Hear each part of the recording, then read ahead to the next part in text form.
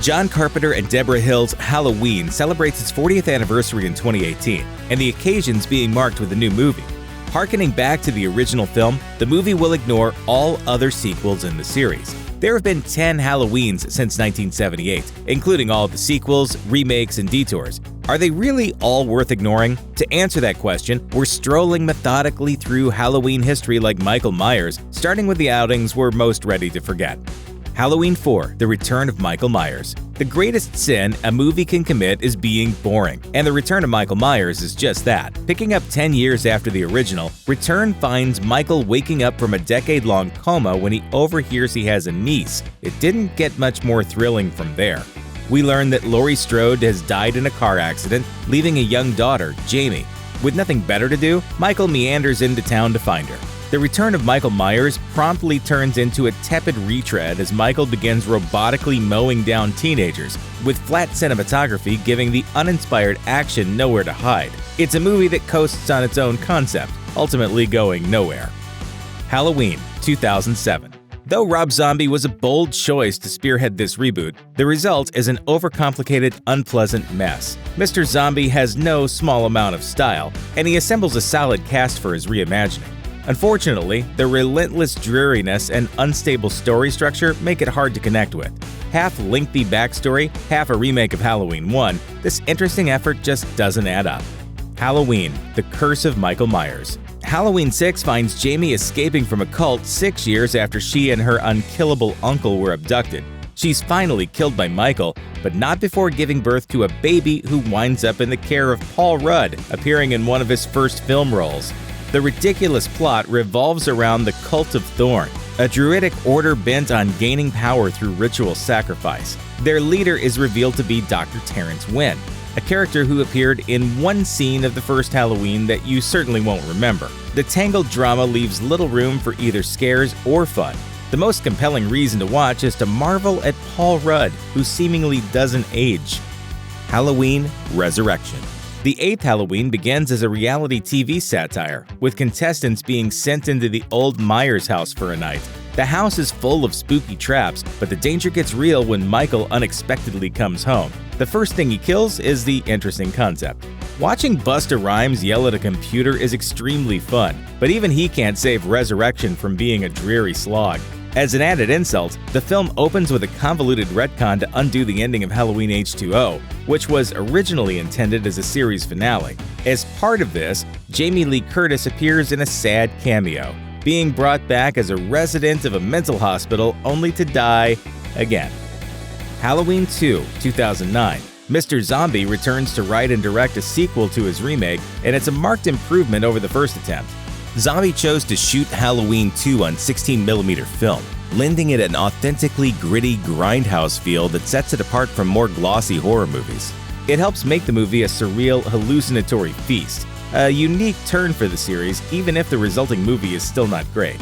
Halloween 5: The Revenge of Michael Myers. What the 5th Halloween may lack in originality, it makes up for with fun. Since her last encounter with the Shape, Jamie has been experiencing hallucinations that suggest some kind of telepathic link with her Uncle Michael. The movie is full of 80s-era indulgence, but the real attraction is Donald Pleasence's Dr. Loomis, the long-suffering nemesis of Michael Myers, going more over the top than ever in his single-minded efforts to stop the killer for good. He fails. Halloween 2, 1981. Halloween 2 continues the story of Halloween as directly as possible, working desperately all the while to feel different. The sequel also explains Michael's relationship to Laurie, who's revealed to be his long-lost sister. The filmmakers knew that the mystique of Michael could never be recaptured, only continued. The sequel is set entirely on the same night as its predecessor, letting Myers loose in a hospital for an outing that's much more gory and violent than the one that came before. But the movie never really justifies its own existence, setting a standard for all the unnecessary follow-ups to come. Halloween H2O. Halloween H2O is one of the silliest titles in horror history, with the series' 7th movie having nothing to do with water. Instead, the title refers to the 20 years that have passed since the first 2 Halloweens took place. It reveals Laurie Strode to be alive again, living under an assumed name after faking her death, serving as headmistress of a private school attended by her teenage son. H2O is a Halloween for the Scream generation, with strong late 90s vibes in its casting and style. But while those traits haven't aged that well, the movie itself has, being a tight, slick thriller that lets Laurie fight back when Michael comes for her son. It's Jamie Lee Curtis who makes H2O worth watching. Not only is her performance as a haunted, middle-aged Laurie compelling, the story was also her idea, with Curtis pitching it as being about regaining the soul by facing your own fear. Hey, isn't that what the new one's about too?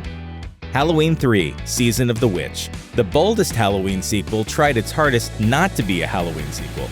Convinced that more Michael Myers would lead to diminishing returns, original writers Carpenter and Hill decided to transform the franchise into an anthology, with a third film telling a new story about Halloween night. The story is about an ancient order of warlocks who plan to slaughter children on Halloween using the popular masks of an evil novelty company.